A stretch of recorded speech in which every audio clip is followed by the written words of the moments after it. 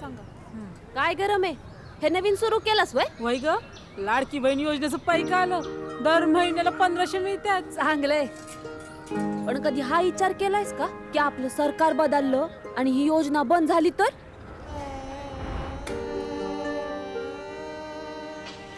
अगं म्हणूनच माझं मत भाजप महायुतीला. भाजप महायुती आहे तरच लाडकी बहीण योजना आहे.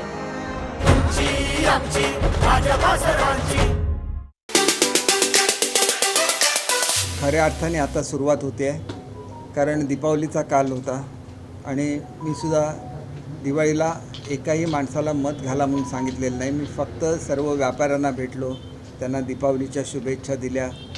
आणि एक गोष्ट आपण नेहमी लक्षात ठेवलं पाहिजे की राजकारण हे लोकांच्या हितासाठी असलं पाहिजे. हल्ली एक राजकारणामध्ये नवीन पद्धत रूढ होऊ पाहते आहे, ती म्हणजे रॉंग नॅरेटिव्ह सेट करायचं आणि त्याच्यावर आपली पोळी भाजून घ्यायची. ज्यांनी आयुष्यामध्ये काहीही केलेलं नाही लोकांसाठी ते निष्क्रिय आमदार म्हणून माझा उल्लेख करतात. माझ्या गेल्या 5 वर्षाच्या काळामध्ये म्हणजे मी 15 वर्ष आमदार आहे, त्यावेळेला तर शेकडो हजारो कोटीची कामं केली. परंतु नुसती गेल्या 5 वर्षामध्ये 230 कोटी रुपयाची कामं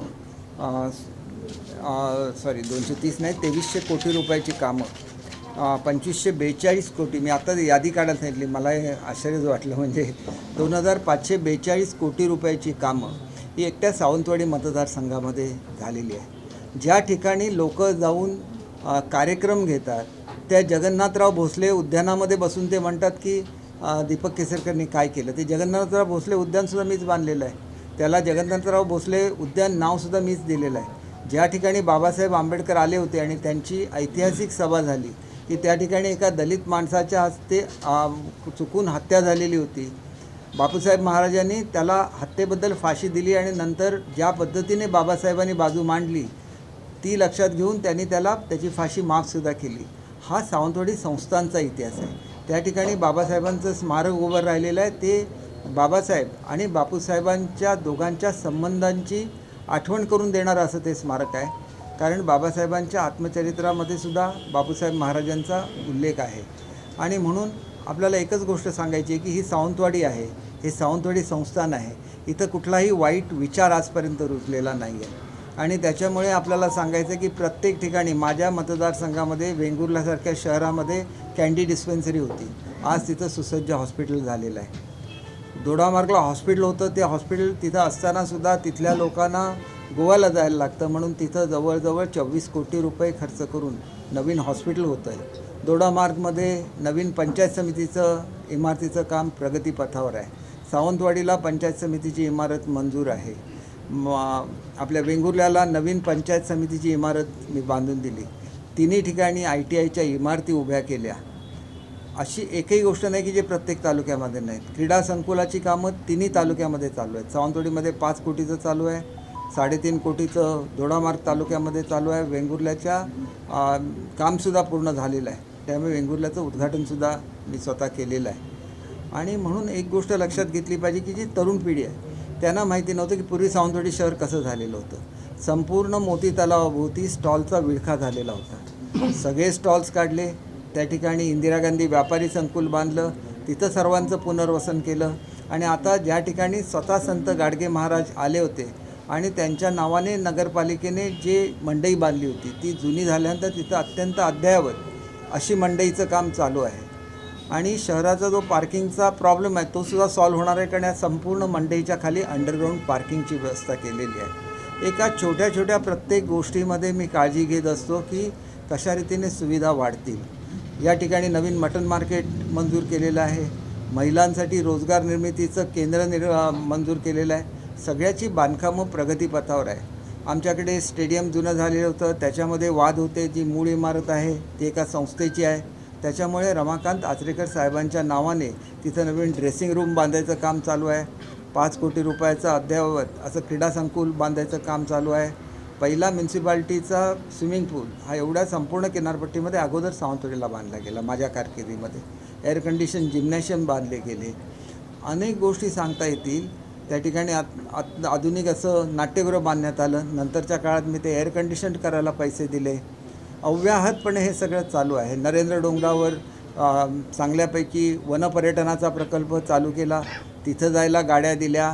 आता तर आपण जो म्युझिकल फाउंटन बसवतो आहे हा भारतातल्या दुसऱ्या क्रमांकाचा सर्वात उंच असा म्युझिकल फाउंटन मोती तलावामध्ये होणार आहे. मोती तलावामध्ये बोटी मंजूर केलेल्या आहेत. असंच म्युझिकल फाउंटन वेंगुर्ल्याला मंजूर केलेलं आहे. वेंगुर्ल्याला 2 पाणीपुरवठ्याच्या योजना दिल्या, कारण तिथलं धरण छोटं आहे, त्याच्यामुळे तिलारीवरचं पाणी संपूर्ण किनारपट्टीवर आणलं, त्याला 200 कोटी रुपये खर्च आला. आज जे हॉटेल सुरू झालेलं आहे आणि लवकरच जी हॉटेलं सुरू होणार आहेत, सर्वांना पाणी पुरवठा या स्कीममधून मिळणार आहे. त्याला वीज पुरवठा व्हावा म्हणून वीज केंद्र बांधली आणि संपूर्ण किनारपट्टीवर असं इन्फ्रास्ट्रक्चर डेव्हलप केलेलं आहे की पुढच्या काळामध्ये पर्यटन कुठल्याही क्षणी कोणीही मागितलं तेवढं पाणी आम्ही देऊ शकतो, कोणी मागेल तेवढी वीज आम्ही देऊ शकतो. एका तर उमेदवारांनी म्हटलं की मी पर्यटनाच्या वृद्धीसाठी उतरलो म्हणून. अरे पर्यटन म्हणजे काय माहिती नाही. शेतकऱ्यांच्या जमिनी हडप करणं म्हणजे पर्यटन नाही. पर्यटन म्हणजे त्या ठिकाणी हॉटेल्स उभे राहायला लागतात, गोरगरिबांच्या स्वतःच्या मालकीचे हॉटेल्स उभे राहतात. मी अशी 150 हॉटेल्स दिलेली आहेत की ज्याच्यामध्ये पर्सनली त्या फॅमिलीला ते हॉटेल मॅनेज करता येईल. 4-5 आंतरराष्ट्रीय दर्जाच्या रूम्स आणि रेस्टॉरंट प्रत्येक कुटुंबाला दिलेलं आहे. आणि असं मला सगळीकडे करायचं आहे. गेल्यासारख्या ठिकाणी तर जेवढे 270 फॅमिलीज आहेत, 270 फॅमिलींना मी व्हॅली फेसिंग रूम्स त्या ठिकाणी उपलब्ध करून दिले. आणि त्याच्यामुळे काय होईल की उद्या सस्टेनेबल टुरिझम कसं असतं हे संपूर्ण जगाला दिसेल. आणि म्हणून प्रत्येक जमिनीचा मालक हा छोटासा उद्योजक बनेल. आणि हे स्वप्न मी दाखवत नाही, हे मी खरं करून दाखवलं. प्रसंगी लोकांचे गैरसमज झाले. लोक म्हणाले की यांना जमीन वाटायची नाही आहे. बिलकुल नाही. त्यांच्या वनजमिनीचा प्रश्न सोडवला, कबुलातदार गावकर जमिनीचा प्रश्न सोडवला. अगदी सुरुवातीला ज्यावेळेला मी आमदार झालो त्याला तिलारीमध्ये मोठ्या प्रमाणामध्ये वन टाईम सेटलमेंटचा प्रश्न मी पहिल्यांदा हा कन्सेप्ट महाराष्ट्रामध्ये आणला, वन टाईम सेटलमेंटचा. कारण एवढ्या मोठ्या प्रमाणात तिथं सबमर्जन्स झालेलं होतं खेड्यांचं की एवढ्या प्रचंड प्रमाणात असलेल्या लोकसंख्येला नोकऱ्या मिळणं अशक्य होतं. तर त्यांना एक रकमी पैसे दिले आणि त्यांचं पुनर्वसन केलं. आज तिथं अम्युजमेंट पार्कचं टेंडर निघालेलं आहे. जवळजवळ 260 एकरमध्ये जे अम्युजमेंट पार्क होईल ते आंतरराष्ट्रीय दर्जाचा होणार आहे. त्याच्या शेजारी दुसरा प्रकल्प आहे जो मी MTDCकडे दिला होता, पूर्ण होऊ शकला नाही. परत आमच्या जिल्ह्याकडे घेतला. आता PWD तो प्रकल्प पूर्ण करते. त्या ठिकाणी बोटिंगची व्यवस्था केली आहे, तिथं डबल डेकर बोटची व्यवस्था केलेली आहे. आणि सर्वात महत्त्वाचं म्हणजे 1-1 कोटीची हाऊसबोटसुद्धा ही स्थानिक महिलांचे बचत गट चालवणार आहेत. त्याच्यासाठी टेंडर्स काढले, बचत गटांची निवड केली. आणि त्याच्याचबरोबर हॉप ऑन हॉप ऑफ बोट लवकरच सुरू होत आहेत, अरुंध्याच्या खाडीमध्ये सुरू होत आहेत. त्यांची बांधण्याचं काम चालू आहे. तसंच त्या तारकर्लीच्या खाडीमध्ये सुद्धा अशाच प्रकारे डेव्हलपमेंट चालू आहे. आणि त्यामुळे एक गोष्ट लक्षात घेतलं पाहिजे की सर्वसामान्य लोकांना पर्यटनाचे फायदे मिळाले पाहिजे ह्याच्यासाठी मी कार्यरत असतो. माझ्यामध्ये एकच गोष्टीची कमतरता आहे की माझ्यावर एवढ्या मोठ्या मोठ्या जबाबदाऱ्या टाकण्यात आल्या की 2.5 कोटी विद्यार्थी 2 कोटी विद्यार्थी असलेल्या शिक्षण खात्याची जबाबदारी माझ्यावर सोपवण्यात आली. जे शिक्षण खातं चालवणं अतिशय कठीण असतं, कारण घालायला लागते, सगळ्यांना बरोबर घेऊन यायला लागतं. मुलांसाठी वेगवेगळ्या योजना दिल्या, मुलांना एकसारखे ड्रेस देण्याची व्यवस्था केली. पूर्वी फक्त दारिद्र्यरेषीय किंवा मागासवर्गीय मुलांना ड्रेस दिले जायचे. सरसकट सगळ्या मुलांना ड्रेस द्यायला सुरुवात केली. त्यांना आवडेल असा आहार द्यायला सुरुवात केली. त्यांना शूज आणि सॉक्स द्यायला सुरुवात केली. त्यांच्या दप्तराचं ओझं कमी केलं. हॅपी सॅटर्डे हा कन्सेप्ट महाराष्ट्रामध्ये आणला. CBSEचा अभ्यासक्रम महाराष्ट्रामध्ये सुरू केला. व्यक्तिमत्व विकासाच्या अनेक योजना मुलांच्या संदर्भात सुरू केल्या. मुलींचं संरक्षण व्हावं म्हणून त्यांना वेगवेगळ्या तऱ्हेची ट्रेनिंग सुरू केली. म्हणजे असंख्य गोष्टी केल्या. आणि ह्या करत असताना अनेक लोकांनी कौतुक केलं की इतक्या वर्षानंतर शिक्षण खात्यामध्ये मोठा बदल घडलेला आहे. 66,000 शिक्षकांना टप्पा अनुदानावर आणलं. 30,000 शिक्षकांची नव्याने भरती केली. माझं डिपार्टमेंट माझ्याकडे 4 IAS ऑफिसर काम करतात माझ्या डिपार्टमेंटने. प्रत्येकजण म्हणतो की तुम्ही एवढ्या सूक्ष्मपणे त्याच्यामध्ये लक्ष घालता, ती कामं करून घेता. मग हे काम करत असताना मला माझ्या मतदारसंघामध्ये कसं येता येईल. मुंबईचा मी पालकमंत्री आहे, कोल्हापूरचा पालकमंत्री होतो. मुंबई हे तर राजधानीचं शहर आहे. तिथला पूर्ण कायापालट करत असताना जे पोलीस मुंबईचं रक्षण करतात त्यांच्या सगळ्या कॉलनीज त्यांच्या सगळ्यांच्या दुरुस्त्या करून घेतल्या. त्या ठिकाणी जे हॉस्पिटल्स आहेत ती प्रायव्हेट हॉस्पिटलसारखी ती डेव्हलप करून घेतली. त्या ठिकाणी हृदयाच्या शस्त्रक्रियांच्या सुविधा दिल्या. ज्याप्रमाणे मी डायलिसिसची पहिली सुविधा सावंतवाडीला सुरू केली तशा मुंबईच्या डायलिसिसच्या सुविधा 5 पट केल्या. जेणेकरून गरीब लोक आहेत त्यांना डायलिसिस घेता आलं पाहिजे. आणि एवढं करून थांबलो नाही, सगळे कोळीवाड्यांचा कायापालट केला. कोळीवाड्यांमध्ये फूड कोर्ट सुरू केलं. आज माहीमसारख्या कोळीवाड्यामध्ये गेलात तर पर्यटकांची रांग असते तिथे जेवायला. हे सगळं मला इथंसुद्धा करण्यासाठी मी पैसे मंजूर केलेत. परंतु माझ्यावर जी जबाबदारी मुख्य राजधानीची आहे, तिथं वेगवेगळ्या देशाचे पंतप्रधान येत असतात, राष्ट्रपती येत असतात. त्यांच्या स्वागताला मला जाणं भाग असतं, कारण मी पालकमंत्री आहे. प्रोटोकॉलप्रमाणे मला जायला लागतं. आणि त्याच्यामुळे एकच गोष्ट की मी कोट्यावधी रुपयाचा निधी पाठवला, परंतु त्याच्या इम्प्लिमेंटेशनसाठी आवश्यक तो वेळ मात्र मी देऊ शकलो नाही. आणि त्याच्यामुळे हे करत असताना जसा मराठी भाषेला न्याय दिला, मराठी भाषेचं पहिलं मराठी भाषा धोरण 16 वर्ष होऊ शकलेलं नव्हतं, ते मराठी भाषा धोरण दिलं. अभिजात दर्जा प्राप्त व्हावा म्हणून मुख्यमंत्री उपमुख्यमंत्र्यांच्या सहकार्याने सातत्याने दिल्लीबरोबर पाठपुरावा करून अभिजात भाषेचा दर्जा मराठीला मिळवून दिला. मराठी भाषेचं जे भवन, पूर्वी मराठीची सगळ्या ज्या संस्था होत्या, या पूर्वीच्या सरकारने मुंबईच्या बाहेर टाकण्याचा निर्णय घेतलेला होता, नव्या मुंबईला. तो निर्णय रद्द केला. भव्य असं मराठी भाषा भवन, 2 डिपार्टमेंटच्या जागा मी अधिकच्या दिल्या त्यांना, आणि भव्य असं मराठी भाषा भवन त्या ठिकाणी साकार होत आहे. साहित्यिकांना मुंबईला आल्यानंतर राहायला परवडत नाही, त्यांना हक्काचं त्या ठिकाणी आपण साहित्य भवन बांधतो आहे. त्याला मंगेश पाडगावकरांचं नाव दिलेलं आहे. आणि एकंदरीत आपण लक्ष केलं पाहिजे की विश्व मराठी साहित्य संमेलन सुरू केलं. त्याच्यानंतर आपण मराठीच्या महाराष्ट्राच्या बाहेर जो बृहन महाराष्ट्र आहे त्याच्यामध्ये संमेलनं सुरू करण्याची मुभा दिली. वेगळं असं धोरण हे सीमा भागासाठी तयार केलं. एक तर मुलींची शाळा, एका शाळेला नुसते आम्ही 8 कोटी रुपये दिलेले आहेत. म्हणजे आम्ही एवढं तळमळून काम करतो, सगळ्या महाराष्ट्राला अभिमान वाटेल, आपल्या कोकणाला अभिमान वाटेल असं काम करतो. आणि इथे येऊन काय करतात, कुठल्या तरी पत्रकारांना पकडायचं. मला त्या कुठल्या चॅनलबद्दल बोलायचं नाही आहे, लोकांना काहीतरी बोलायला लावायचं. एका व्यक्तीची जर मी मुलाखत बघितली तर ती व्यक्ती ज्या दुकानामध्ये काम करते, त्यांच्या मालकीचं दुकान आहे, त्याचं पुनर्वसन करणारा कॉम्प्लेक्स मी दिलेला आहे.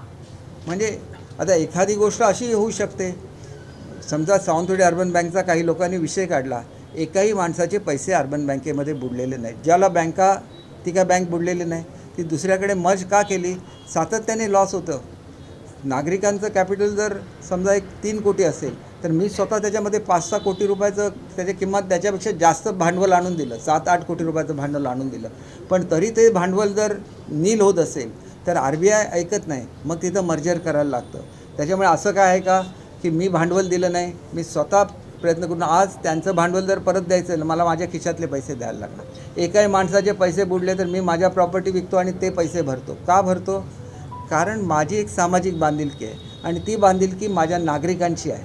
ही लोकं मला स्वतःशी कंपेअर करू शकत नाहीत. 3 पिढ्याची श्रीमंती सोडून मी राजकारणात जेव्हा आलो त्याला मी जाहीर केलेलं होतं, मी कुठलाही दुसरा व्यवसाय, आमचा फॅमिली बिझनेससुद्धा बघणार नाही, पूर्ण वेळ मी राजकारणासाठी देतो.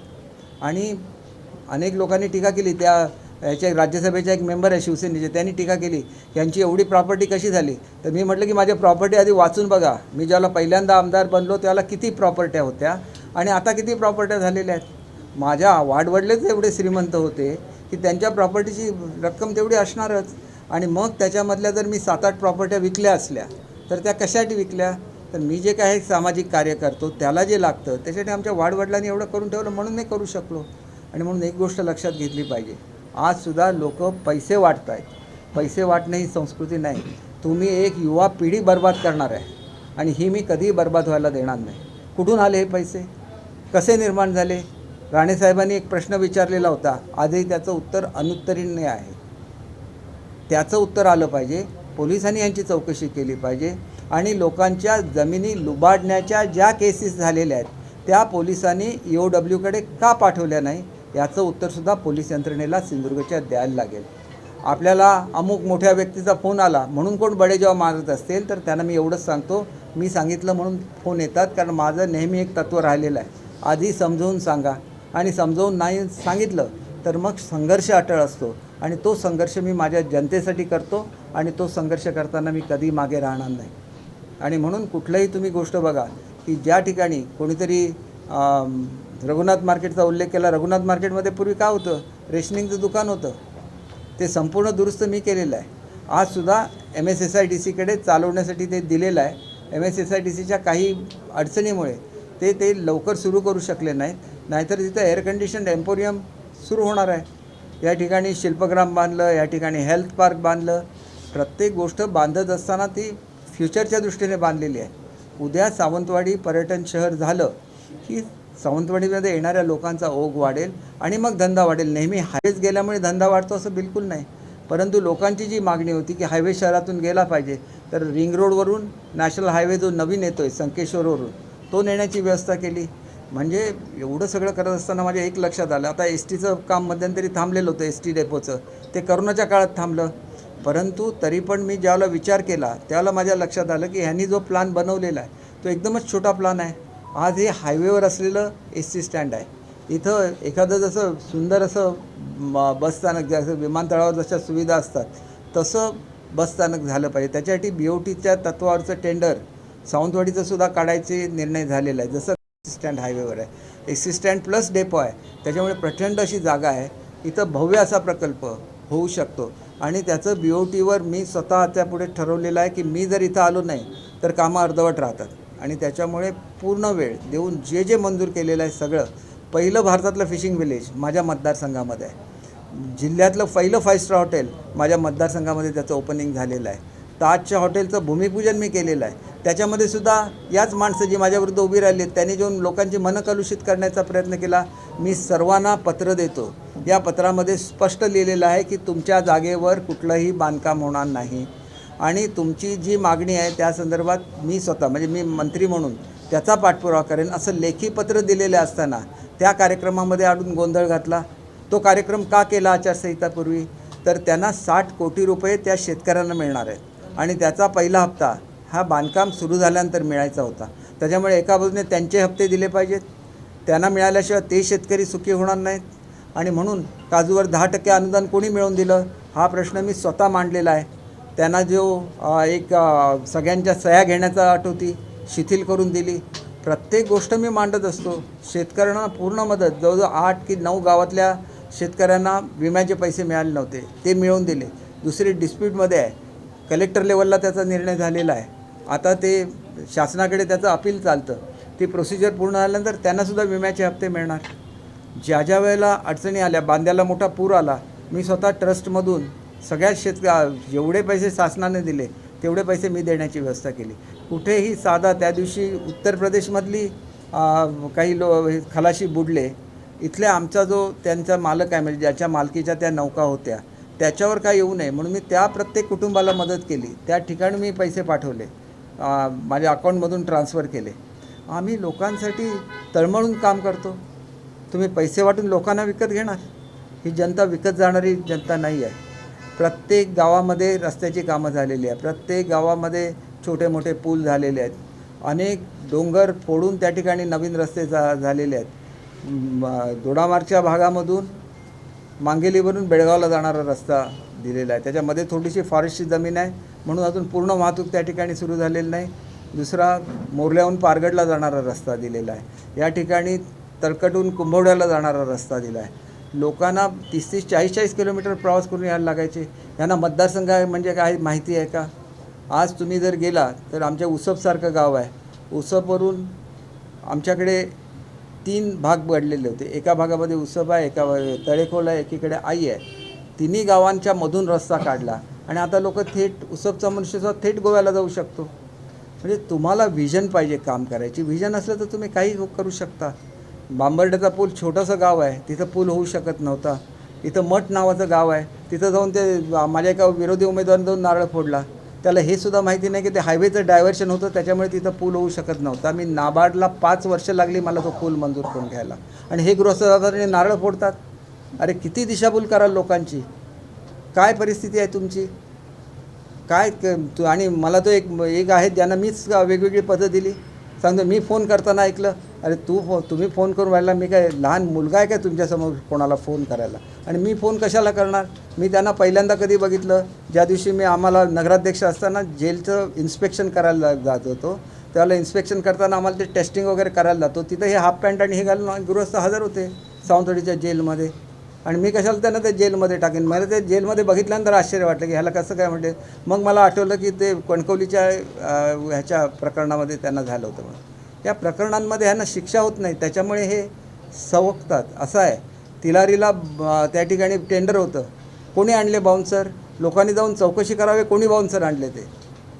आम्ही नाही बाउन्सर आणत. आम्हाला आजूबाजूला, मी स्वतः मंत्री आहे, महाराष्ट्रातला ज्येष्ठ मंत्री आहे, मला आजूबाजूला बाउन्सर्स लागत नाहीत, मला आजूबाजूला संरक्षण लागत नाही. मी एकटा फिरत असतो, प्रत्येक दुकानदारांच्या दुकानावर जात असतो, त्यांना विश करत असतो. तुमचं जर मन साफ असेल, तुम्हाला ह्या गोष्टींची आवश्यकता नाही. आणि म्हणून मला सांगायचं आहे की असल्या अनिष्ट प्रवृत्ती यायला देऊ नका. पैशाचा जरी वर्षाव केला तरी ते झिडकारण्याएवढी ताकद ही आमच्या सावंतवाडी संस्थांच्या संस्कृतीने आम्हाला दिलेली आहे, जी बापूसाहेब महाराजांनी आम्हाला शिकवली, जी शिवरामराजे भोसलेने आम्हाला शिकवली. आणि म्हणून स्वतः राष्ट्रपिता महात्मा गांधीने या संस्थांना रामराज्य अशी पदवी दिलेली होती. आणि म्हणून ते रामराज्य करायचं की नाही हे तुम्ही आम्ही मिळून ठरवायचं आहे.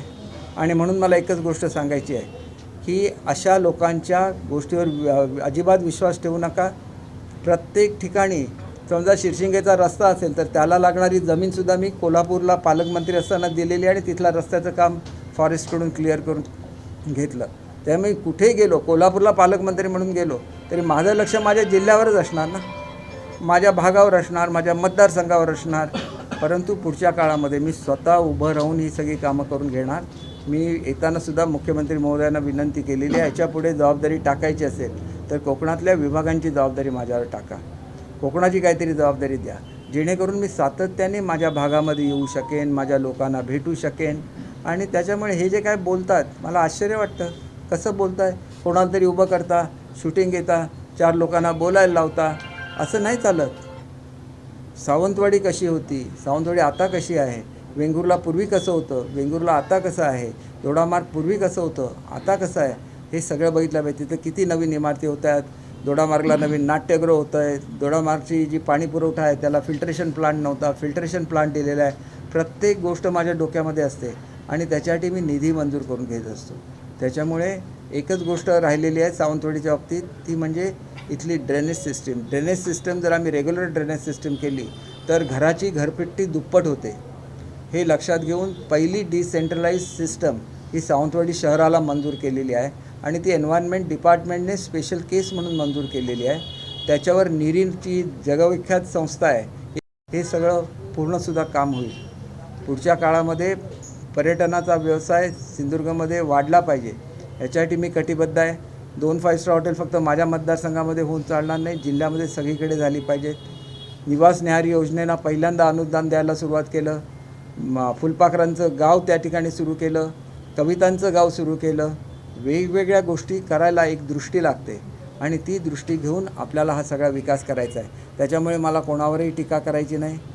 एक पॉझिटिव्ह विचार घेऊन आम्ही सगळे काम करतो आहे. नाहीतर एवढ्या वर्षात कबुलातदार गावकरचा प्रश्न का सुटला नव्हता, मीच तो कसा सोडवू शकलो, याच्यासाठी तुम्हाला सातत्याने पाठपुरावा करायला लागतो. तिथं असलेल्या वनजमिनीचा प्रश्न मी का सोडवू शकलो, कारण त्याचा सातत्याने पाठपुरावा करायला लागतो. मल्टी स्पेशालिटीचा सह्या मी मिळवणार, त्याच्यामध्ये थोडासा आपापसामधल्या गैरसमजामुळे सर्वांच्या सह्या व्हायच्या राहिलेल्या आहेत. पण कॅबिनेटचा ठराव तर झालेला आहे.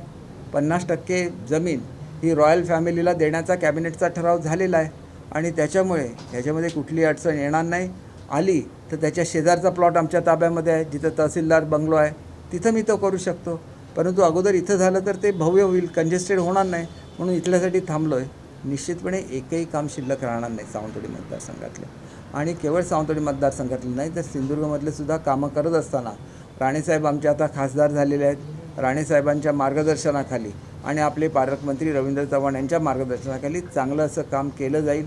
आणि तुम्हाला ह्याच्यामधला कोणी मंत्री सांगू शकेल की ज्या वेळेला कॅबिनेटमध्ये कोकणचा विषय असतो त्याला सातत्याने भांडणारा मी मंत्री असतो की कोकणाला काहीतरी मिळालं पाहिजे. आणि म्हणून नेहमी कोकणाला न्याय देण्याची भूमिका आमची असते. काजूच्या धोरणाचा मी स्वतः अध्यक्ष होतो. काजू धोरण दिलेलं आहे आणि काजूच्या रसावर प्रक्रिया करण्यासाठी युनिव्हर्सिटीला पैसे दिलेत. प्रत्येक शेतकऱ्याला काजूचा रस काढणारी यंत्रं दिलेली आहेत आणि काजूचा जो चोथा शिल्लक होईल त्याच्यापासून सुद्धा आर्टिफिशियल मीठ तयार करण्यासाठी लवकरच आपण ब्राझीलबरोबर करार करणार आहोत. एवढ्या गोष्टी आम्ही करत असतो. जर्मनीला मुलं जातात, कोणी केलं आहे? एवढी वर्ष 25, 18 की 19 वर्ष स्टुटगार्ट आणि मुंबई सिस्टर सिटीज आहेत. मग कधीच का त्यांच्यामध्ये असा करार झाला नाही की इथल्या मुलांना नोकऱ्या देण्याचा? आज जर्मनीबरोबर करार झाला, याचं कौतुक संपूर्ण भारतामध्ये केलं जातं. आणि मग एवढी जर काही लाखांच्या संख्येमध्ये आपली मुलं जाणार आहेत. पहिल्या टप्प्यामध्ये आम्ही 10,000 मुलांना ट्रेनिंग देतो आहे, दुसऱ्या टप्प्यामध्ये 1,00,000 आणि त्याच्यानंतर त्याच्या पुढेसुद्धा आम्ही मुलं पाठवणार. त्यातली पहिली मुलं सिंधुदुर्गची गेली. अभिमान पाहिजे आपल्याला की आमच्या भागातली मुलं जर्मनीला गेली, ज्यांना 36-36 लाख रुपये पगार आहे. आपल्या आईवडिलांना जरी 5 लाख रुपये त्यांनी पाठवले वर्षाला, तरी आईवडील किती सुखी होतील ह्याचा विचार करा.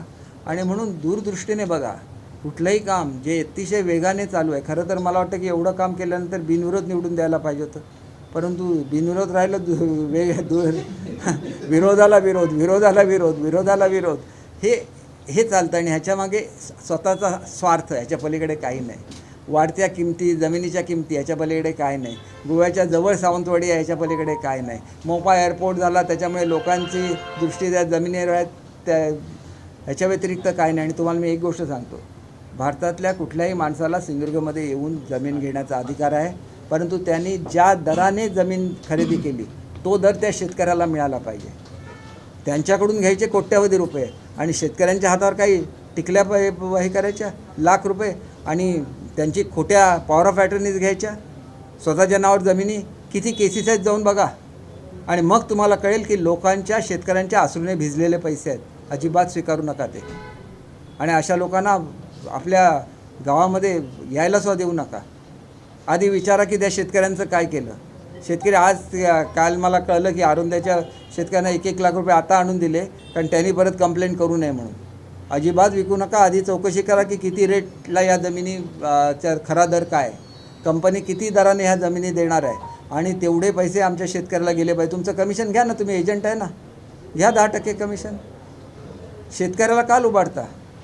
शेतकऱ्यांनी एक निर्धार केला पाहिजे, असल्या अनिष्ट प्रवृत्तीनं आम्ही जमिनी विकणार नाही. आम्हाला जो रेट, ते मग साऊथ इंडियामधली कंपनी असून दे, नॉर्थ इंडियामधली कंपनी असून दे, जो रेट आहे तो आम्हाला मिळाला पाहिजे. तुमचं कमिशन रितसर काय ते घ्या. याच्या पलीकडे काय, तुम्हाला व्यवसाय करायला कोणी बंदी केलेली आहे. लोकांना फसवायचं, खोट्या पॉवर ऑफ अटर्नीज करायच्या आणि लोकांच्या जमिनी आपल्या किंवा आपल्या भावाच्या नावाने करून घ्यायच्या. कुठला न्याय आहे हा. आणि त्याच्यामुळे असल्या अनिष्ट प्रवृत्ती यांना थारा देता कामा नये, नाहीतर शेतकरी पूर्णपणे या ठिकाणी लुबाडला जाईल. एवढं मला सांगायचं आहे. त्याच्यामुळे मी काय कोणाचं नाव घेणार नाही. लोकांना काय समजायचं ते समजतं, कोण पैसे वाटतं ते समजतं, बाउन्सर आणणारा कोण आहे ते समजतं. त्याच्यामुळे ते बाउन्सर आणणारे, त्यांना बाउन्सर त्यांचे लखलाभ हो. या लुबाडणारा मात्र शेतकऱ्यांच्या जमिनी लखलाभ व्हायला देणार नाही. शेतकऱ्यांना त्यांचे पैसे त्यांना पोचवणार, एवढं आपल्याला मी सांगतो. आपल्या सगळेजण आपण नेहमी मला सहकार्य करतो. आमचे दिवसभरातले सर्व अपडेट्स, ताज्या घडामोडी आणि थेट लाईव्ह पाहण्यासाठी सबस्क्राईब करा, लाईक करा. कोकणचं